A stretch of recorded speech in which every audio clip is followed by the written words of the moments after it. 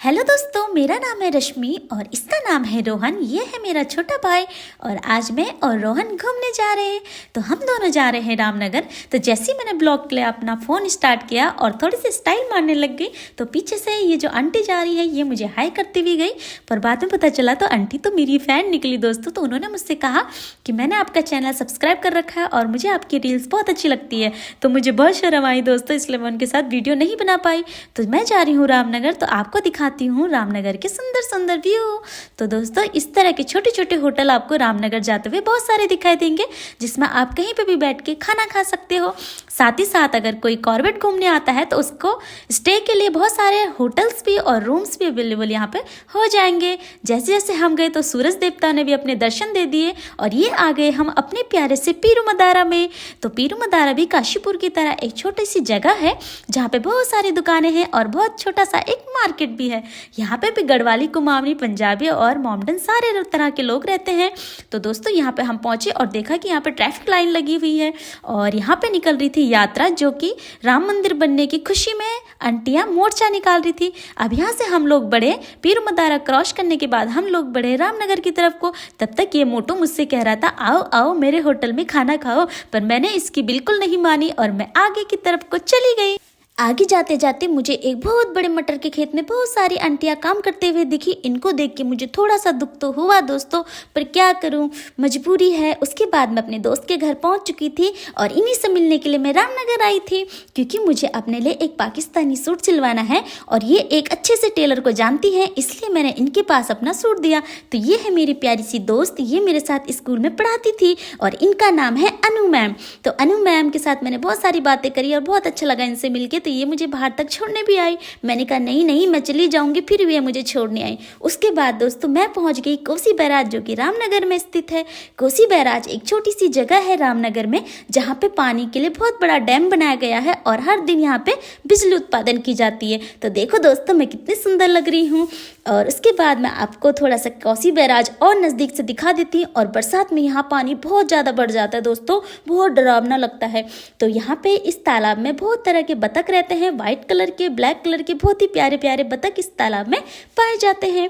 फिर मैं रोहन का इंतज़ार करने के लिए बैठ गई दोस्तों, और मैं बहुत ज़्यादा थक गई थी, इसलिए फिर मैं इन दो प्यारी प्यारी बकरियों को देखने लग गई, जो कि यहाँ पे आराम से धूप में मजे लेके घास खा रही थी। और उसके बाद मेरी नज़र पड़ी आंटियों पे, जो कि अपनी बुआरियों की चुगली कर रही थी। ही ऐसा कुछ नहीं दोस्तों, ये तो यहाँ पे बैठ के धूप सेक रही थी। फिर रोहन आ गया और हम दोनों चलते बने घर की तरफ को। और मुझे घर जल्दी जल्दी जाना था क्योंकि मुझे चाय पीनी थी, क्योंकि बहुत ज़्यादा ठंडी लग गई थी।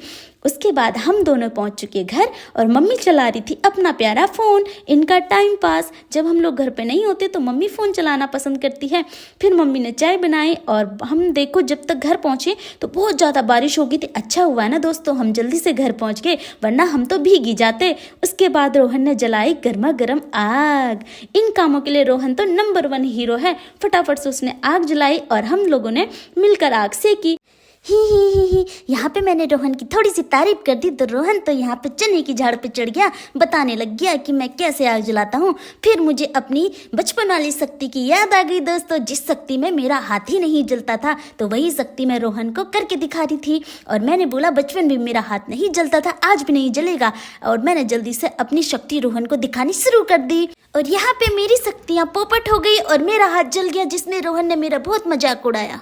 उसके बाद मैंने अपनी प्यारी मम्मी को आवाज़ लगाई कि हमने तो बहुत सारी आग सेक ली, आप भी आओ हमारे साथ आग सेको। फिर मैं गढ़वाली गाने में थोड़ा सा डांस करने लग गई।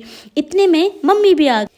आपको तो पता ही है दोस्तों मेरी मम्मी भी कैमरे में आने से बहुत शर्माती है रोहन की तरह, पर जैसे तैसे करके आग के बहाने हमने मम्मी को बुला ही लिया और मैंने करी मम्मी के साथ फिर से मस्ती। और मम्मी को परेशान करने में हमें बहुत ज़्यादा मज़ा आता है। तो मैं अपनी मम्मी के ठंडे ठंडे कानों पे गरम गरम हाथ लगा रही थी ताकि उनको और भी मज़ा आए। उसके बाद मैंने अपने पैर सेके। हाँ कुछ लोग ये भी बोलेंगे इस तरह से आग के ऊपर से पैर नहीं रखते, तो उसके लिए माफ़ी चाहती हूँ, पर सच्ची में मेरे पैर बहुत ज़्यादा ठंडे हो गए थे।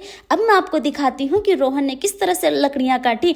ये देखो चाकू को इस तरह से रखता है, फिर ऊपर से इस तरह से मारता है और लकड़ी 2 हिस्सों में टूट जाती है।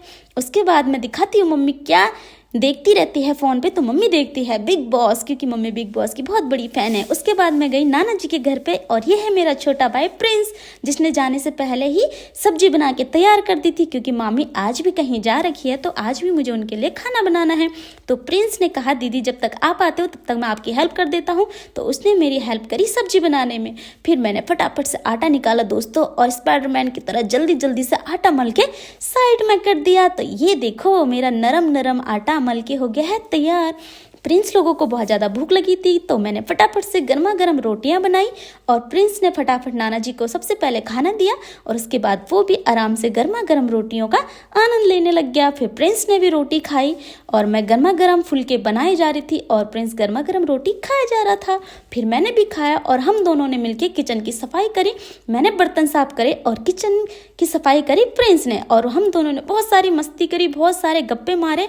और वो मुझे पूछ रहा था दीदी जब आप केरला गए थे तो केरला में आपको कैसा लगा और वहाँ पे क्या क्या अच्छा लगा। तो मैंने बोला कि मुझे सबसे अच्छा लगे केरला के लोग, क्योंकि उनका नेचर वहाँ पे बहुत ही ज़्यादा अच्छा है। और सबसे ज़्यादा मुश्किल आई मुझे इंग्लिश बोलने में, क्योंकि वहाँ पे हिंदी नहीं जानते हैं।